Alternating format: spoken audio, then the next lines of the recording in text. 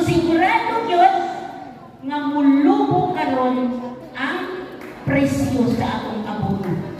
Sa karon ra ba kami nga rabata, ma'am, di naman makuhi ang tanang kung ko'y abono. Di ba? Ngayon rabata no.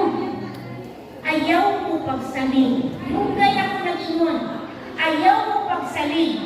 Daan ang gitawag natin inorganic na abono or kanang abono kasi nako ka na diha sa atong merkado kay nganuman di ka makakontrol na sa ilang presyo. Kunya usap pa jud mauna siya nga dali kanang taktan sa mga uod ang akong mga tanong kung kana siya mo atong iabono kay nganuman muhumog ang iyang mga lindog ug mo-attract na siya ug mga insects kay ang imit man siya ug bakit mahumog.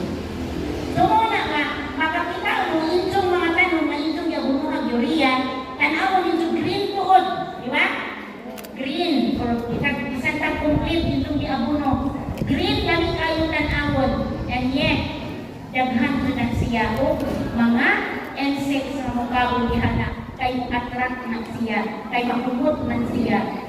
Muimit o bako ang mga tanong tungod sa pag-apply natin ng inorganic na fertilizer. So, sa may akong muraton,